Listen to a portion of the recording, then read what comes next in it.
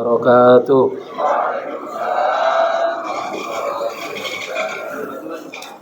Alhamdulillahi bi ni'matihi tatimmus shalihat wa bi taufiqihi tatanazzalul khairat wal barakat. Asyhadu an la ilaha illallah wahdahu la syarikalah wa asyhadu anna Muhammadan abduhu wa rasuluhu la nabiyya ba'da. Allahumma wa salli wa sallim wa barik ala Sayyidina Muhammad wa ala alihi wa sahbihi wa man tabi'ahum bi ihsan ila yaumiddin, amma ba'du. Hadratil mukarramin, para tokoh masyarakat, para bini sepuh, alhamdulillah pada subuh menjelang duha ini kita sama-sama diberikan oleh Allah Subhanahu wa taala atas semua nikmat dan karunia-Nya yang diberikan kepada kita semua.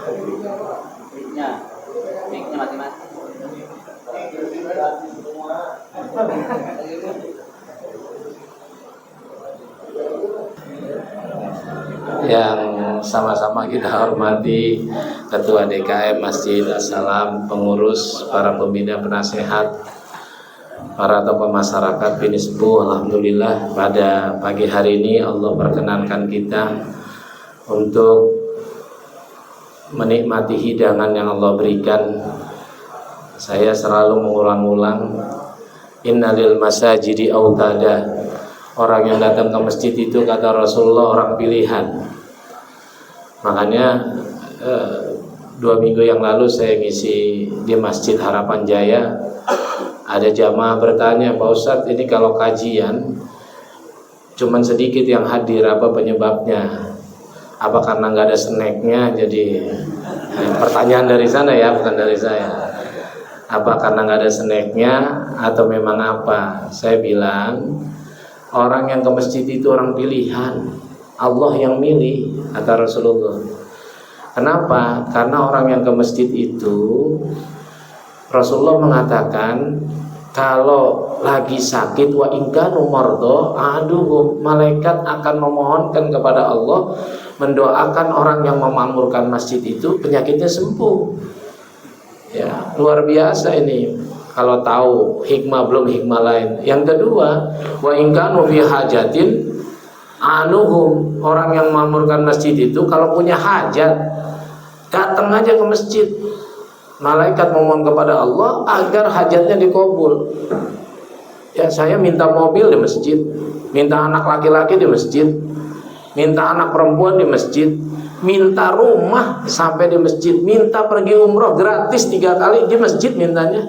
Jadi Bapak Ibu kalau minta umroh gratis di masjid, Pak, ngomong DKM tuh.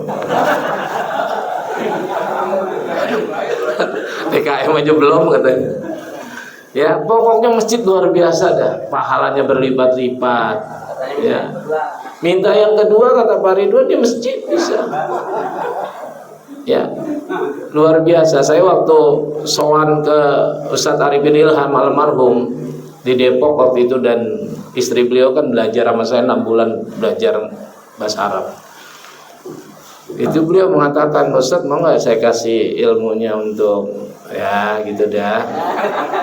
Saya bilang enggak, saya makomnya belum nyampe gitu. Ya, Bapak-bapak, ibu-ibu yang saya hormati, sholawat teiring salam semoga tercurah kepada Nabi kita Muhammad SAW. Mudah-mudahan kita kepada umatnya. Ibu-ibu, bapak-bapak yang saya hormati, izin saya duduk karena memang hidup itu ujian terus-menerus. 1 bulan sebelum puasa, kakak ipar saya meninggal, suami dari kakak saya perempuan. Seminggu sebelum lebaran, adik kandung saya meninggal. Orang-orang pada bisa itikaf di masjid, saya itikaf di rumah sakit Persahabatan karena nungguin adik saya hampir 15 hari kali. Jadi saya jam 1 pulang, jam 1 dari kantor ke Persahabatan nungguin sampai jam setengah 10, kadang setengah 12, kadang setengah 3 baru pulang. Ya, kemudian jam 3 ngimamin tahajud di Masjid Nur Sa'adah itu di Wisma Asri sampai sahur. pagi begitu terus sampai detik-detik meninggal beliau gitu ya. Nah setelah Lebaran kakak saya lagi meninggal, kakak ipar. Tadi malam saya baru takziah, jadi agak-agak ngantuk di Cikarang. Ya ujian apapun yang kita hadapi, ujian mau bentuk apapun, hidup itu tetap harus berjalan dan kita harus siap menghadapi itu semua ya. Bapak-bapak, ibu-ibu yang saya hormati, materi tentang hari ini Pak Haji Ridho, tentang merajut ukhuwah ya, dengan silaturahmi dan saling memaafkan. Para sahabat, para tabi'in 6 bulan sebelum Ramadan selalu berdoa supaya amal perbuatannya diterima oleh Allah. 6 bulan setelah puasa, 6 bulan setelah Idul Fitri, doanya masih sama.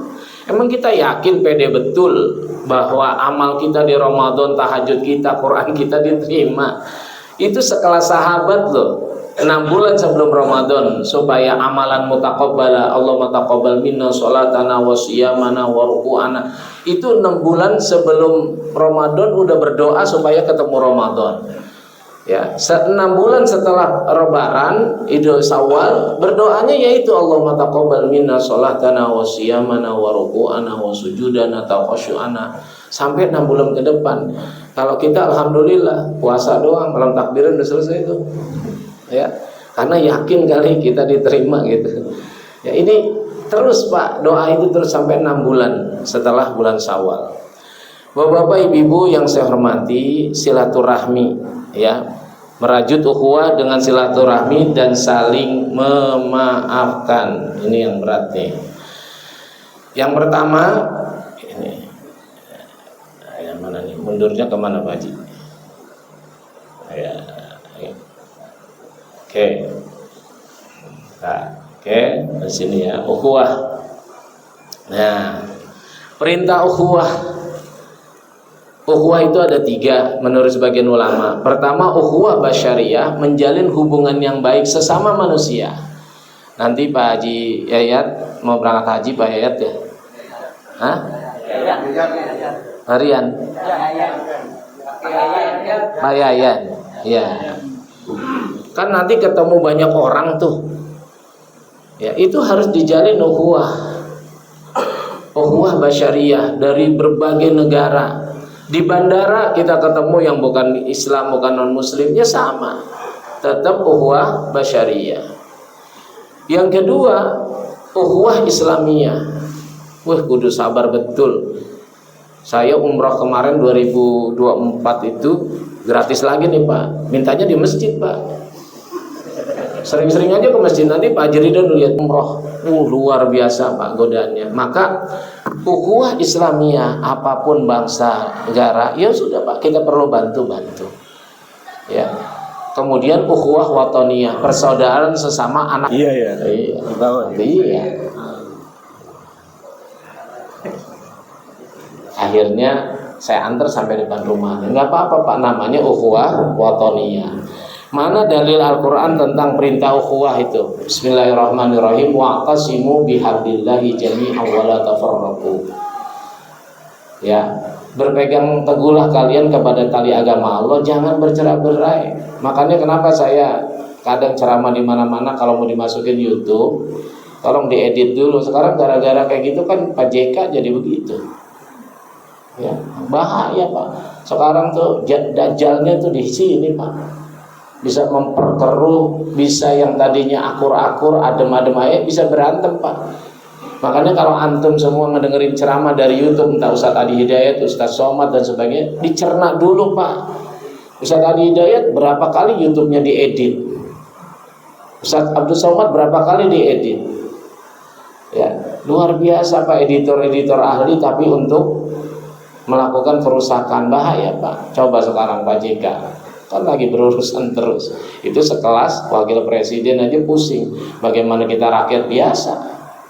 Ya, jadi hati-hati dengar ceramah, dengar berita apapun, Tahu-tahu ada menjelek-jelekan pemerintah atau menjelek-jelekan seseorang, jangan langsung percaya. Kata Al-Quran, wa in ja'akum binaba'in fatabayyanu, klarifikasi dulu, jangan-jangan dia udah diedit gitu kan. Jangan langsung ditelan mentah-mentah. Kita yang diutamakan adalah menjalin ukhuwah, Pak. Di bangsa ini perlu. Kita kalau ngedengerin pengusaha-pengusaha dan pengamat, Pak, Masya Allah, Pak, ya, bangsa kita ini luar biasa, Pak, ya. Nah, maka Al-Quran juga mengatakan ini ukhuwah yang basyariyah, ya. Wala tafarraqu, surat Al-Hujurat ayat 13 juga sama. Inna khalaqnakum min dzakari wa unsa wa ja'alnakum syu'uban wa qabaila lita'arafu. Allah ciptakan bersuku-suku, berbangsa-bangsa cuman untuk saling mengenal, jangan bercerai-berai. Yang paling mulia di antara manusia, mau bangsa manapun kek, yang paling mulia ada di sisi Allah adalah orang yang bertakwa. Surat Al-Hujurat ayat 10, innamal mu'minuna ikhwatun, sesungguhnya sesama orang beriman itu bersaudara. Maka dalam merawat ukhuwah ada rambu-rambunya tuh. Pertama, hadis Nabi di atas tuh, merawat ukhuwah. La tabaghadu wala tahasadu wala tadabaru wa kunu ibadallahi ikhwana. Janganlah kalian saling membenci, saling mendengki, saling menterbelakangi, bermusuhan maksudnya. Jadilah kalian hamba-hamba Allah yang bersaudara. Wa kunu ibadallahi ikhwana. Hadis riwayat Bukhari Muslim. Ya. Maka dalam merawat ukhuwah menurut Al-Quran surat Al-Hujurat ayat 11 sampai 12, yang pertama, ya ayyuhalladzina amanu la yaskhar qaumun min qaumin asa ayyakunu khairan minhum. Jangan pernah mengolok-olok merasa kelompoknya, organisasinya lebih baik daripada yang lain. Itu jelas, la yaskhar qaumun min qaumin asa ayyakunu khairan minhum. Al-Hujurat ayat 11. Orang beriman, janganlah kamu mengolok-olok suatu kaum. Boleh jadi kaum organisasi yang kalian olok-olok lebih baik daripada kelompok kita. Wala nisa'un min nisa'in asa ayyakuna khairan minhunna. Begitu juga para wanita, jangan merasa majelis talim ini lebih baik daripada majelis talim ono. PKK ini lebih baik dari PKK ono, sehingga terjadi olok-olokan. Enggak boleh. Ya. Wala nisa'un min nisa'in asa yakuna khairan minhunna. Yang ketiga, wala talmizu anfusakum. Janganlah kalian menganiaya diri kalian. Ya. Wala tanabazu bil alqab. Dalam ukhuwah itu enggak boleh saling membeli julukan yang kurang baik, laqab. Misalkan, dasar grup kampret. Sono grup kadal gurun misalkan. Kan begitu ada tuh kalau mau pilpres, mau pilkada, ada aja itu. Padahal Allah sudah mengingatkan wala tanabazu bil alqab. Kalau kita melakukan itu semua, mengolok-olok, merasa paling baik, kemudian memberikan lakop-lakop yang kurang baik, kata Allah, bi'sal ismul fusuku ba'dal iman. Itu termasuk perbuatan fasik. Maka kata Allah, wa man lam yatub fa ulaika humuz zalimun. Kalau enggak cepat-cepat bertaubat, dia termasuk orang zalim. Ya. Kemudian di ayat 12-nya nih sering, ya ayyuhalladzina amanu jtanibu katsiran minadh-dhanni. Jauhi berprasangka buruk. Inna ba'dadh-dhanni ismun. Prasangka buruk kita kepada Allah, kepada manusia akan menimbulkan dosa. Ya. Apapun takdir yang Allah berikan kepada kita, nggak boleh berprasangka buruk sama Allah. Udah, itu yang terbaik menurut Allah. Ya, istanibu katsiran minadh-dhanni inna ba'dadh-dhanni ismun. Nah, kemudian kalau organisasi mau tetap terjalin ukhuwah, wala tajassasu.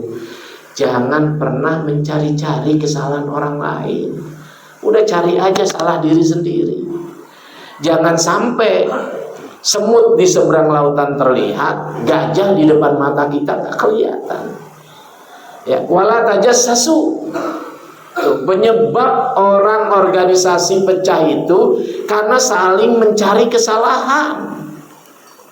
Ya, Wala yaktab ba'dukum ba'da, jangan menggunjing, menggibah. Ya, itu rambu-rambu dalam ukhuwah. Ya.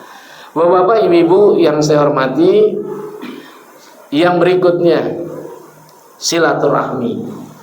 Perintah Allah, wattaqullaha alladzi tasaaluna bihi wal arham. Surat An-Nisa ayat 1.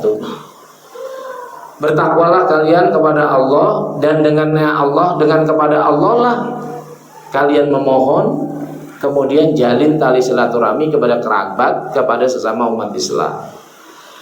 Yang menyebabkan jazakallah, yang menyebabkan uripe, kalau orang Jawa Timur ngomong, istri saya orang Mojokerto, yang menyebabkan uripe ngono wae. Kalau bahasa Jawa Timur apa tuh? Yang menyebabkan uripe ngono wae karena kita silaturahmi sama Allahnya kurang baik, silaturahmi kepada manusianya kurang baik. Silaturahmi kepada Allah ataupun kepada manusia itu kalau ada butuhnya doang. Mentok dapat masalah dijedotin sama Allah, baru tuh sholatnya Allah Akbar. Imamnya baca tabarakalladzi, yang paham artinya enak, yang gak paham rapat sendiri. Imam tadi baca Quran, ayat tuh, kalau yang paham artinya enak, khusyuk. Kalau yang gak paham, kadang bacaan kita udah selesai, akhirnya kita rapat internal. Allahu Akbar. Habis subuh ada snack nih, asik. Ya kan? Wah, pulang subuh nanti senam nih di sono. Kemudian imam ruku, Allahu Akbar, Allahu Akbar. Terus sami Allah, terus imam rakaat kedua baca lagi. Tapi habis lari enaknya lontong sayur ini. Ketika assalamualaikum selesai, kesimpulannya habis ngaji, olahraga, makan lontong sayur. Itu hasil rapat internal sholat subuh. Ya kan kalau kita nggak fokus kan setan banyak menggoda itu. Yang tadinya handphone WA belum dijawab tadi sebelum berangkat, ingat tadi sholat. Yang kuncinya naruh di mana tadi ingat. Yang habis ini mau acara kemana-mana tuh terprogram tuh lagi sholat gitu. Itu setan menggoda sampai sebegitu tuh, nggak apa-apa. Ya memang mampunya segitu, kata Allah, ittaqullaha mastata'tum, bertakwalah kepada Allah semampu kalian. Allah takdirkan mampu kita bersegitu, nggak apa-apa, jangan putus asa terus. Ya, jangan minder, udah terus aja. Kalau sering-sering rapat juga nggak apa-apa. Ya. Jadi nek uripe ngono wae kalau Jawa Timur. Coba periksa silaturahmi kita kepada Allah, periksa silaturahmi kita kepada sesama manusia. Ya. Al-Quran surat Al-Imran ayat 112 mengatakan, dzuribat alaihimul dzillatu ainama suqifu illa bihabli minallah wa habli minan nas. Allah akan timpakan kehinaan dimanapun kita tinggal, kecuali kita hubungan dengan Allah baik, dengan manusia baik. Jadi dua, hablum minallahnya bagus, hablum minannasnya bagus. Ya, bapak-bapak, ibu-ibu yang saya hormati, surat Ar-Ra'du surat ke-13 ayat 21 ini perintah tentang silaturahmi. Walladzina yasiluna ma amarallahu bi ayyusala. Ya. Dan orang-orang yang menjalin tali silaturahmi. Ya, jadi perintahnya jelas untuk silaturahmi. Hadis Nabi, ya, kalau yang di sini ada sedikit kesalahan ya. Karena ini laptopnya tadinya tulisan Arabnya, Al-Qur'annya ada semua. Pas diedit di laptop istri kok jadi berubah-berubah. Akhirnya dihapus-hapus, yang harusnya posisinya di pahala bagi orang silaturahmi, jadi isinya adalah ancaman bagi orang yang memutus tali silaturahmi nanti.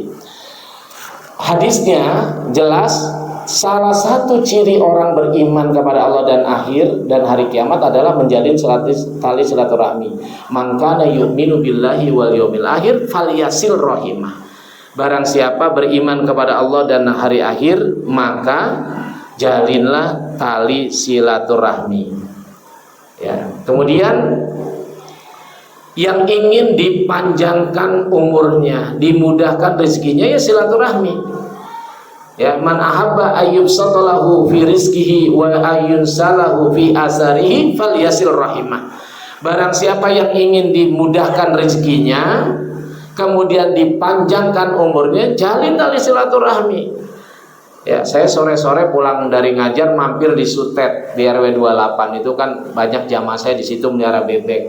Alhamdulillah tuh silaturahmi sono, saya diajak ke kandang bebek, pulangnya saya dibawain mentok 2. Alhamdulillah, rezeki bukan? Rezeki. Karena saking enaknya makanan istri kita makan, habis makan pala kelenyengan.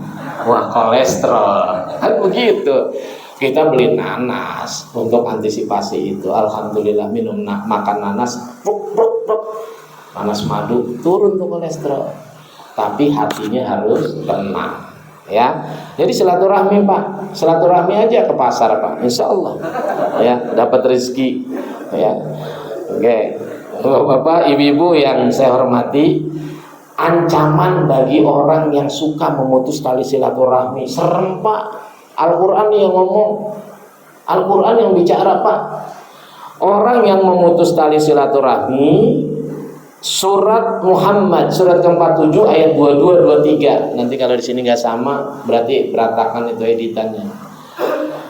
Fahal asaitum in tawallaitum an tufsidu fil ardi wa tuqatti'u arhamakum ulaika alladziina alahumullah wa a'ma absarahum. Ya. Orang yang memutus tali silaturahmi, kata Allah nih, wa tuqatti'u arhamakum, surat Muhammad surat ke-47 ayat 22-23. Orang yang memutus tali silaturahmi digambarkan oleh Allah sebagai orang yang merusak kehidupan di muka bumi. Yang kedua, ini juga nih, nek uripe ngono wae karena kita memutus tali silaturahmi. Lihat ayatnya. Ulaikal ladzina la'anahumullah. Mereka itu para pemutus-pemutus tali silaturahmi, Allah laknat Pak. Serem loh Pak, pemutus tali silaturahmi. Yang laknat langsung Allah. Ya, silakan buka Quran surat 47 surat Muhammad ayat 22-23. Ya, bukan hanya dilaknat, Allah juga menjadikan telinganya tuli, menulikan telinganya, kemudian juga menjadikan matanya buta. Orang kalau lagi marah sama orang, mutus tali silaturahmi, dinasehatin kayak apapun, bodoh amat, kan begitu. Misalnya Pak Haji Ridwan musuh nama saya, Ji udah Ustadz mau disini, ngapain? Gua nggak mau, gua biarin aja, sampai mati gua kagak maafin. Tuh, udah ditutup tuh telinga sama ininya, hatinya, matanya. Bahaya Pak. Memang kalau dipikir-pikir, mulai rezeki kita seret, sakit-sakitan, itu penyebabnya. Allah mungkin melaknat kita karena kita memutus tali silaturahmi. Ini Pak Al-Quran yang berbicara Pak. Ditambah lagi boro-boro kata Rasulullah, la yadkhulul jannata qati'ur rahim. Tidak akan masuk surga orang yang memutus tali silaturahmi. Udah hidup di dunianya susah, di akhirat susah lagi. Gara-gara memutus tali silaturahmi. Jangan putus Pak, namanya hidup, Allah ciptakan manusia sebagai human society, pasti Pak ada bersinggungan. Kadang kesinggung dari ucapan, lagi bercanda, kadang dari perbuatan, ya sudah. Maafin, jangan pernah putus tali silaturahmi. Nah yang terakhir, saya patokannya pokoknya Ustadz ini, kalau Ustadz ini pergi saya selesai. Memaafkan. Bapak, tidak ada satu ayat pun di dalam Quran yang berbicara tentang perintah kita minta maaf. Yang ada memaafkan. Puasa menginginkan Allah itu menjadikan kita orang-orang yang bertakwa. La'allakum tattaqun, la'allakum tashkurun, la'allakum yarsyudun. Nah, di dalam Al-Quran ciri orang bertakwa itu 3 Pak. Alladzina yunfiq, surat Al-Imran ayat 134, di situ ada alladzina yunfiquna fis sarra wad dharra. Orang yang berinfak baik dalam keadaan lapang ketika rezekinya banyak maupun lagi keadaan susah rezekinya. Ciri pertama, berinfak. Ini selalu nih. Pokoknya Islam mengajarkan 350 kali Allah mengulang tentang ibadah sosial dalam tafsirnya Profesor Quraish Shihab. Pasti orang bertakwa, orang beriman, gandengannya hablum minallah, hablum minan nas. Soleh pribadi, soleh sosial. Yunfikuna fis sarra'i wad dharra. Yang kedua, ciri orang bertakwa wal kadzibinal ghaidha. Bisa menahan amarah. Nah, yang ketiga nih, wal afina 'anin nas, dan memaafkan kesalahan manusia. Kalau ada terjemah, kalau lihat di terjemah di Google atau di Al-Quran yang di Google itu, wal afina 'anin nas itu artinya memaafkan kesalahan orang lain. Salah, Pak. Wal afina 'anin nas, memaafkan kesalahan manusia. Manusia itu siapa? Orang lain dan diri kita. Kita kan manusia juga. Ya, jangan kenapa kalau kita memaafkan manusia seolah-olah begini, seolah-olah orang lain berbuat zolim sama kita, kok kita yang memaafkan? Udah berbuat zolim, kemudian kita kasih reward, kita memaafkan? Bukan. Berusaha kita memaafkan diri kita. Begini, Pak. Makanya Al-Quran di dalam surat Al-Hijr ayat 85, fasfahissof hal jamil, ya, lakukanlah memaafkan dengan cara yang baik, ya. Kemudian balasan, benefit dulu nih orang yang memaafkan. Jadi orang memaafkan itu bukan rugi buat diri orang pemaaf, ya. Khudil afwa, Allah perintahkan jadilah pemaaf. Al-Quran bicara begitu. Apa benefit bagi orang yang memaafkan? Faman afa wa aslaha fa ajru 'ala Allah. Surat Asy-Syura surat ke-42 ayat 43. Barang siapa yang memaafkan dan memperbaiki hubungannya, maka pahalanya Allah yang akan memberikan. Benefitnya itu yang pertama. Yang kedua, Pak, wa anta'fu aqrabu littaqwa, Al-Baqarah 237. Hendaklah kamu memaafkan, karena orang pemaaf itu mendekatkan diri kepada ketakwaan. Kedua. Ketiga, surat An-Nur ayat 22. Bisa jadi istighfar kita kepada Allah malam tahajud 1000 kali kita istighfar, mulai dari istighfar Sayyidul Istighfar, Allahumma anta rabbi la ilaha illa anta, terus istighfarnya Nabi Ibrahim, Rabbana firli wali walidayya walil mu'minina yauma yaqumul hisab. Kemudian Rabbi firli wali walidayya, kok belum terasa terkabul-kabul? Bisa jadi kita belum memaafkan orang lain, karena salah satu syarat Allah mengampuni dosa kita, ini surat An-Nur, Pak, ayat 22-23, ketika kita mau memaafkan kesalahan orang lain. Makanya terkadang dalam hidup kita Allah kirim nih orang yang jengkelin hati kita. Tahu-tahu tetangga kita pagi-pagi udah jengkelin, pulang dari kantor pos, kantor RW sampai rumah istri jengkelin, sorenya anak jengkelin, bikin hati kesel. Jangan-jangan Allah kasih sinyal itu adalah salah satu syarat turunnya ampunan Allah. Ya, ketika Sayyidina Abu Bakar As-Siddiq radhiyallahu anhu, putri beliau Aisyah radhiyallahu anha, istri Rasulullah, difitnah selingkuh. Istri Nabi difitnah selingkuh, apalagi istri ustaz. Istri Nabi difitnah selingkuh. Yang memfitnah orang yang selama ini dari segi ekonomi dibantu, ditopang oleh Abu Bakar As-Siddiq. Marah dong Sayyidina Abu Bakar, marah betul. Anaknya difitnah, istri Rasulullah lagi. Turunlah surat An-Nur ayat 22 itu. Wal yafu wal yasbahu, hendaklah kalian memaafkan, legowo, lapang dada, lapang hati. Ala tuhibbuna ayyafirallahu lakum, kamu enggak mau kalian aku ampuni dosa-dosa kalian. Itu, Pak, luar biasa.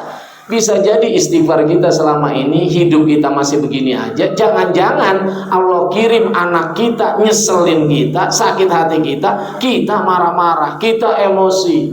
Padahal itu Allah mau ngampunin dosa kita. Maka Allah uji, kirimlah orang yang menyakitin di hadapan kita, mau maafin gak? Wih, ada yang nanya lagi, ibu-ibu, saya udah berusaha maafin, tapi dia begitu lagi.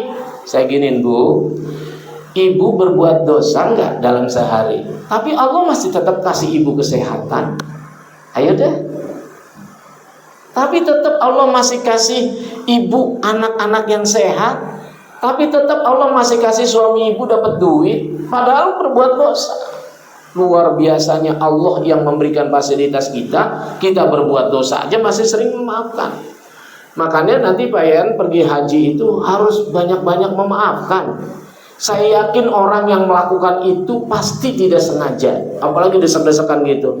Di Mekah mah Pak, biasa kita sholat sunnah, pala di bawah, orang lewat, pala kita kadang diinjek, ya kan?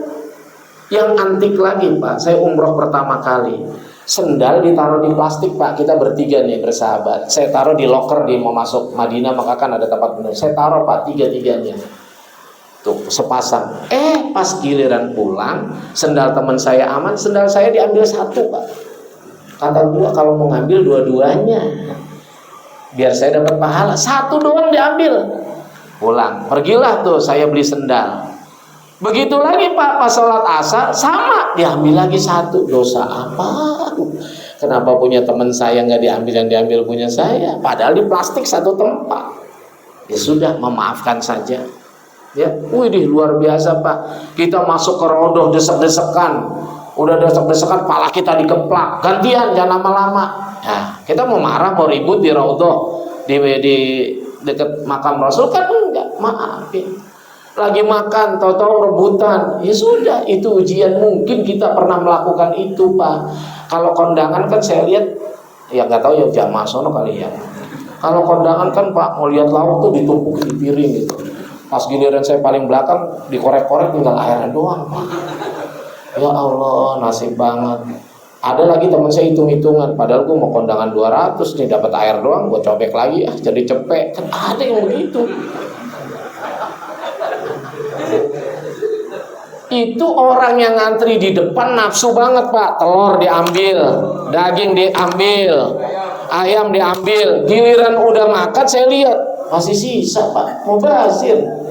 Ya kan, ayam tinggal separoh. Kata gua dapat aja enggak, itu separoh. Daging separoh. Makanya Pak kalau lagi kondangan jangan nafsu yang diutamain. Ingat toh, ngantri di belakang. Ya kan? Ngantri di belakang banyak Pak.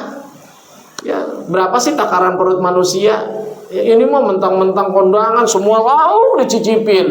Kalau dikit sih boleh lah, numpuk-numpuk, banyakan yang jadi lauknya malah nasinya. Saking lauknya banyak. Selesai saya periksa, saking jengkelnya Pak, jengkel nih. Saya lihat di bawah-bawah kursi, ya Allah, daging ayam masih separoh, daging separoh, sayur, rawonan, aduh. Itu bisa jadi mungkin ketika di Mekah kita diperlakukan begitu karena pernah melakukan. Saya ada yang nanya nih Pak, sebelum memaafkan. Kemarin saya ngisi halal bihalal, ditanya sama jamaah, Pak Ustadz, bagaimana hukum meracuni tikus? Ayo, kan suka masuk di rumah tuh tikus, ada yang diracunin, ada dikasih lem. Saya tobat Pak, tobat bener Pak. Saya punya teman, maaf Pak, sampai sekarang dari muda sakit nggak sembuh-sembuh perutnya, ke dokter hampir tiap bulan. Terus saya tanya temannya teman itu, dia pernah melakukan dosa nggak? Pernah. Dulu waktu di Jogja, dia pernah meracuni anjingnya. Ya kan, racun dikasih di makanan racun. Kata saya, kalau mau sembuh bayar kafaroh karena membunuh anjing. Jangan lihat anjingnya, lihat sang penciptanya. Itu loh. Sama Pak, ini mohon maaf Bapak kalau masih meracuni tikus, jangan salahkan Allah kalau Bapak nanti perutnya suka sakit. Saya ngalamin Pak, ngalamin beli racun tikus tuh yang warna kuning gitu, kang burung gitu kan. Ya, kita taruh, besoknya tikus ngejengkang, perut kaku. Orang-orang Pak rata-rata dibuang di jalan raya, itu dosanya berlipat-lipat Pak. Udah mati diracun, dilindesin mobil, motor, terus motor yang habis melindes daging tikus itu dimasukin ke rumah, Bapak makan di dalam ada lalernya, apa enggak bahaya tuh Pak? Dosanya berlibat-libat tuh, udah membunuh tikus diracun, dibuang di jalan raya, dilindes-lindes, orang lindes mobil motor dibawa ke rumah. Dosa itu. Saya makanya jengkel banget kalau ada orang habis ngeracun tikus dibuang di jalan raya. Ya Allah, ini orang nggak mikir apa. Motor saya kalau melindes masuk ke rumah kan itu nempel daging-daging itu. Belum lain-lainnya. Pak, saya kasih tahu nih ya Pak. Saya udah ngalamin Pak, ngeracunin udah. Itu perut itu sakit mulu Pak, kayak emah diminumin Promak nggak sembuh, Milanta nggak sembuh, obat herbal nggak sembuh. Dia memang Pak, makanan dan pikiran. Makanan udah kita kurangin, pikiran udah kita kurangin, kok masih sakit? Oh iya, saya ngeracunin tikus. Maka Pak, kalau di rumahnya ada tikus, Bapak memaafkan. Maafkan untuk tikus, karena jangan pandang tikusnya Pak. Siapa yang nyiptain? Tikus Allah Pak. Jangan-jangan tuh tikus itu lagi nguji kita. Jangan-jangan tikus lagi bertasbih. Kan dalam Al-Quran ada tumbuh-tumbuhan, hewan semua bertasbih pada Allah. Lagi bertasbih, habis nyelupin makan bertasbih tetap. Ayo loh. Caranya gimana Pak? Saya baca sebuah buku Pak, dan saya udah praktekin. Wih, cakep banget bukunya. Ternyata untuk mengusir tikus itu Pak, atau ulah koret, jangan bahil.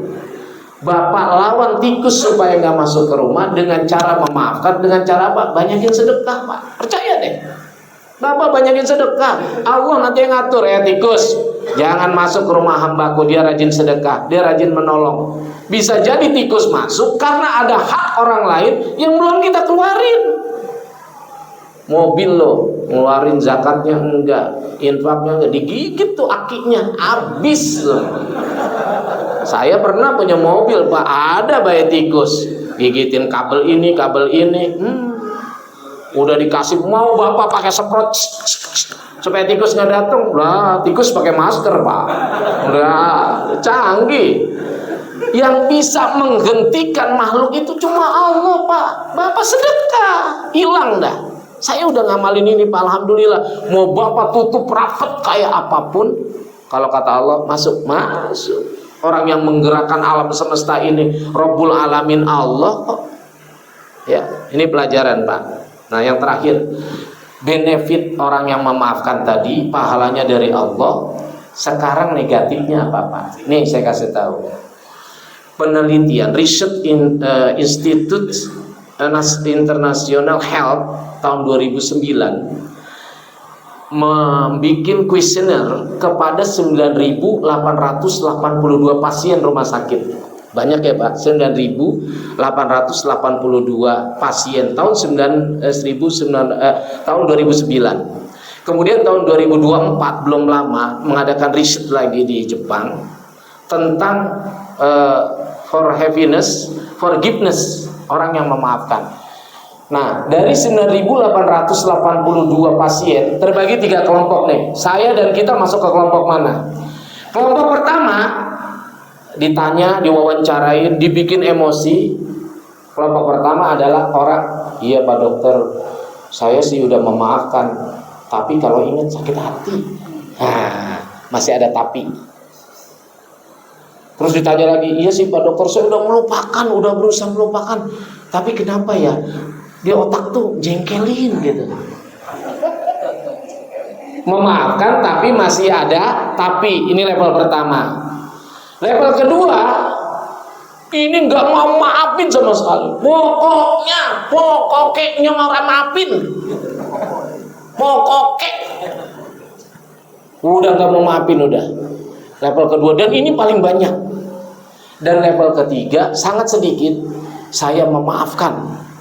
Ya, memaafkan, betul-betul memaafkan. Apa hasil diteliti detak jantungnya, diteliti per menit ya lupa, diteliti setiap 10 menit diteliti orang yang nggak maafin, yang dipancing emosinya sama dokter ini.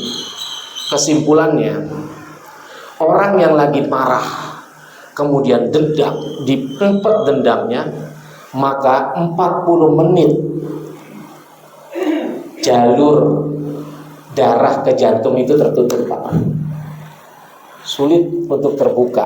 Maka orang kalau lagi marah lihat mukanya merah, pokoknya itu tertutup Pak, 40 menit loh Pak. Kalau Bapak sehari marah 5 kali 40 berapa Pak? Jadi darah ke jantung itu tertutup Pak, sulit untuk mengalir. Ini penelitian ilmiah loh Pak.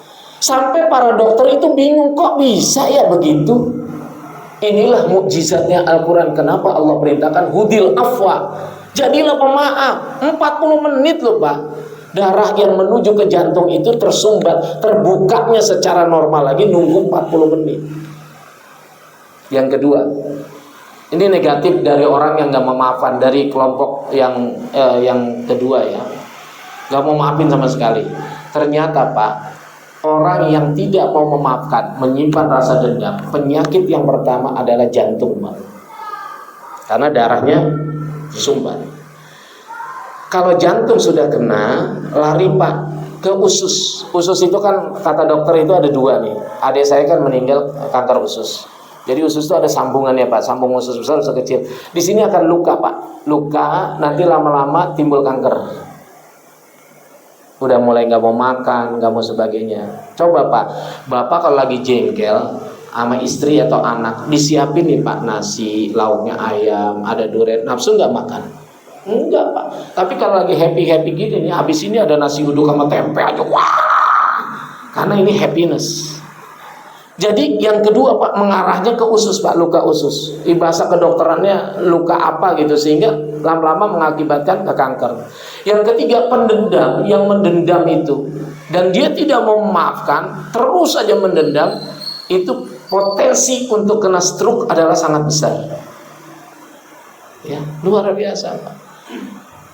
Dan seterusnya akan menyebabkan seluruh anggota tubuh itu akan terkena penyakit, mulai dari apa sajalah. Lihat nih, contoh ilmiah gini aja Pak. Bapak kalau lagi kesel sama istri Bapak, lihat Pak, di sini pasti sakit, belakang.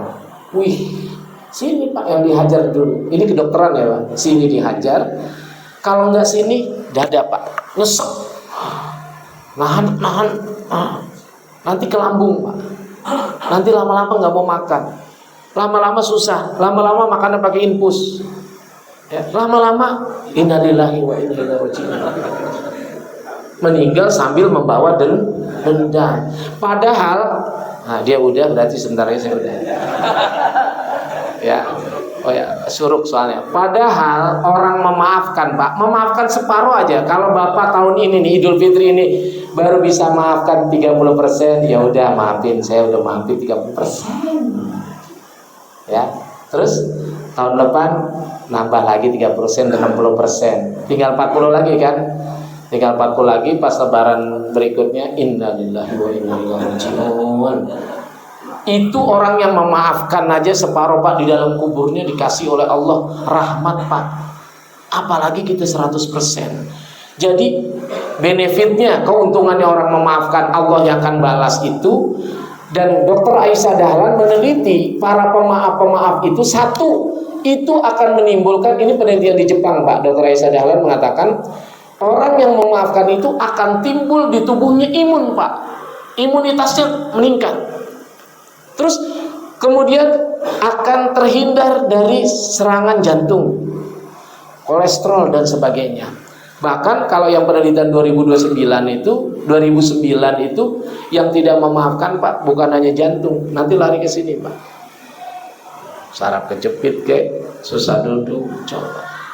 Saya kan pernah ceritakan di Yogyakarta, di Sidoarjo, ada orang pengusaha kaya raya Pak, hartanya habis gara-gara untuk berobat. Dia nggak bisa jalan Pak, langsung lumpuh. Bukan cuman sih, gara-gara mengucap gini Pak, anaknya meninggal, orang lain, istrinya, bibi-bibinya nangis, dia enggak, dia ikhlas. Tapi 3 bulan kemudian tiba-tiba dia terbayang anaknya yang SMP itu meninggal. Dia terbayang waktu gendong-gendong kecilnya, mandiin, ngantar sekolah, dia nggak terima Pak, protes dengan Tuhan. Ini tidak memaafkan. Maksud saya, kita harus bisa bukan hanya memaafkan orang lain, tapi memaafkan diri kita dengan keadaan yang kita terima, yang kita hadapi. Dia protes ke Tuhan Pak, ya Allah, kenapa anak saya Engkau matikan, Engkau cabut, padahal masih banyak di luar sana anak-anak SMP yang pada tawuran, orang aja yang dimatiin. Protes sama Allah gitu. Baru ngomong gitu Pak, seminggu kemudian lumpuh, pakai kursi roda. Hartanya habis Pak. Dipulangin sama istrinya kepada mertuanya di Jogja. Orang tuanya bapak ini jual pekarangan, kebun untuk biaya berobat. Berobatlah ke dokter. Kata dokter gini di rumah saya Jogja, Pak, bapak kalau diobatin, dioperasi, disayat, di apa, ya nggak bisa sembuh maksimal Pak, 50-50. Seandainya obat apotik, obat yang ada di Yogyakarta diminum oleh bapak untuk kesembuhan penyakit bapak, sampai nih apotek habis semua obat, nggak akan sembuh. Akhirnya suruh datang ke rumah dokter sore-sore, dikasih nasihat, bisa zikirnya Pak, bisa. Bukan begitu, coba diajarin nama dokternya baca subhanallah walhamdulillah. Dia baca Pak, dimarahin. Bukan itu. Ketika saya dan kita semua berzikir subhanallah walhamdulillah, maha suci Allah, segala puji milik Allah, hilangkan di otak kita dan hati kita suuzon sama Allah. Kuncinya di situ. Alhamdulillah Pak, setelah diterapi baca subhanallah, dia tidur, subuh dia bisa jalan merangkak-rangkak di tembok. Kata dokternya jangan ada yang nolongin, biarin dia jalan sendiri. Kemudian paginya mau pulang, setelah sholat subuh zikir lagi, dengkul dokter dengan dengkul orang itu bersentuhan gini, zikir subhanallah walhamdulillah subhanallah. Makanya kan kata Allah dalam Al-Quran nih Pak yang ngomong, bertasbihlah kamu di pagi hari, di siang hari ketika matahari mulai di tengah-tengah, sama di sebelum matahari tenggelam, dan di malam hari. Ternyata ini Pak, ya, 2 hari kemudian nih orang ini lapor ke dokternya, normal lagi tuh Pak jalan. Ada penyakit yang mungkin adalah bukan hanya diselesaikan dengan obat, bukan hanya faktor penyakit itu disebabkan oleh makanan. Hasil penelitian 2009, faktor dominan adalah pikiran dan hati. Maka Rasulullah SAW bersabda, ala inna fil jasadi mudghah, idza salahat salahal jasadu kullu, fa idza fasadat fasadatil jasadu kullu, ala wa hiyal qalbu. Ketahuilah para sahabat, di dalam tubuh kalian ada segumpal daging. Jika segumpal daging ini baik, seluruh tubuh akan baik. Jika segumpal daging ini rusak, maka seluruh tubuh akan rusak. Ketahuilah itu adalah hati. Demikian Bapak Ibu, mohon maaf, kita sama-sama mendoakan Pak Yayan ya. Mudah-mudahan, bukan mudah-mudahan, jangan pakai mudah-mudahan. Ya, kita berdoa Allah jadikan beliau haji yang mabrur, diberikan kesehatan, pulang kembali ke tanah air. Kita doakan rezekinya banyak, sehingga yang pulang dari haji Pak Yayan ini, jamaah yang hadir dapat tasbih atu-atu. Amin yang kencang, tasbih korma. Ya, kita doain sehat, sabar, kemudian ikhlas, rezekinya lancar, ya kan? Selamat sampai kembali ke tanah air.